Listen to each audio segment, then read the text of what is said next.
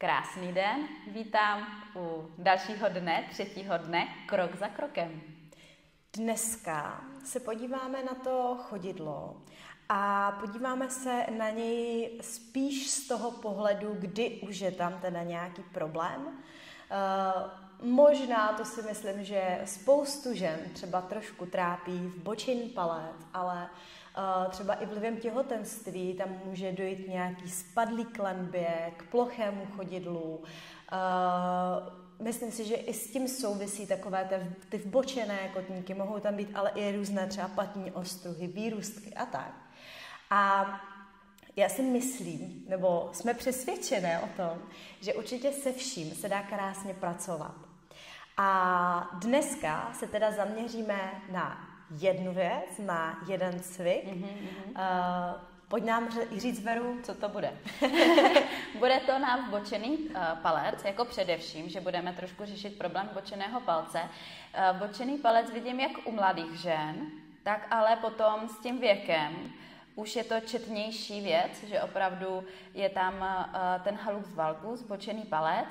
A sleduju i u těch žen, nebo je podle vědeckých studií dokázáno, že tam, kde je vbočený palec, potom jako souvisí i s problémy pánevního dna. Jak jsme říkali už na začátku, prvním dnu, že opravdu to chodidlo opravdu nám aktivuje celé to tělo a napřimuje, tak samozřejmě se tam můžou i ty problémy takhle z toho linout a tam jako ta souvislost s tím pánevním dnem a s tou inkontinencí je poměrně jako častá úzká. Takže začneme na ten vbočený palec cvičit dřív, ještě než tam bude jako obrovská ta boule a nějaký bolesti. A ono nám to i hezky naaktivuje, ty chodidla a ty klenby, takže i když třeba nemáš úplně vbočený palec a budeš to cvičit, tak si tím jako pozitivně naaktivuješ podélnou i příčnou klenbu a celkově ty svaly a bude se tam hezky vystavovat ta klenba z těch všech kostiček. Vemeš si gumičku, a teď třeba nemáš takovou speciální cvičební gumičku, ale seženeš cokoliv, co by tě aspoň trošku jako pružilo, abys to měla jako odpor, takže třeba v šití najdeš nějakou gumu, nebo když se půjdeš podívat, kde máš gumičky do vlasů, tak třeba nějaká gumička do vlasů třeba taky postačí, aby jsi to zkusila. A navlíkneš si tu gumičku takhle na palec. Jo? Ideálně to chodidlo teda trošku rozcvičit, to, co jsme dělali v minulých dnech, aby to nebylo hned tak zostrá, aby tam nebyly nějaký křeče. Takže ideálně promasírovat, uvolnit, rozcvičit, roztáhnout ty prstce. A potom si trošku tou gumičkou tak jako rozpohybujeme ten palec směrem ven a směrem taky i do toho vbočení, to, co se nám nelíbí. A klidně ještě takhle jako chviličku si s tím jako pohrajeme.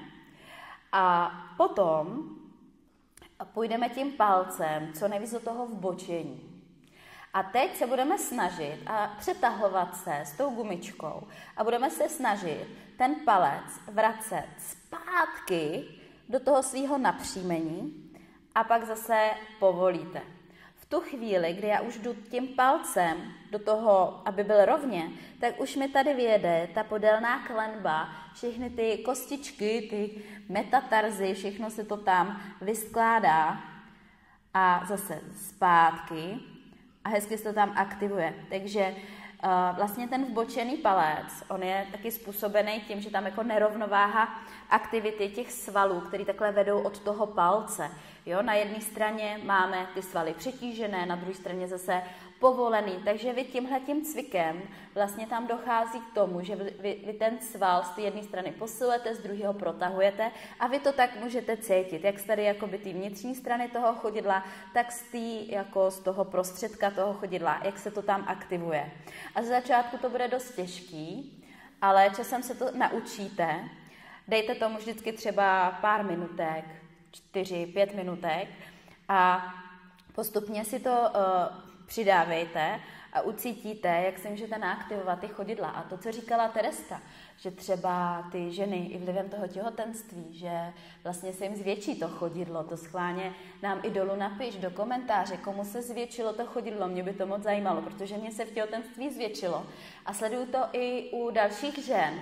Ale samozřejmě tím cvičením se to dá zase jako vrátit zpátky, když si uvědomujeme to, co tady už vlastně od toho prvního dne říkáme a vlastně i tímhle cvikem zase tam procvičujeme ty klenby, Takže určitě s náma pozdílej svoji zkušenost s chodidlem, z těhotenství, jestli se ti to chodidlo během života zvětšuje, jestli máš třeba vbočený palec a za jakýkoliv sdílení budeme rádi, protože my si tím potom jako rozšiřujeme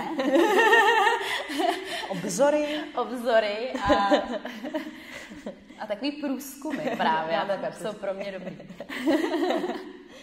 Mějte krásný den a hezky se zacvičte. Ahoj.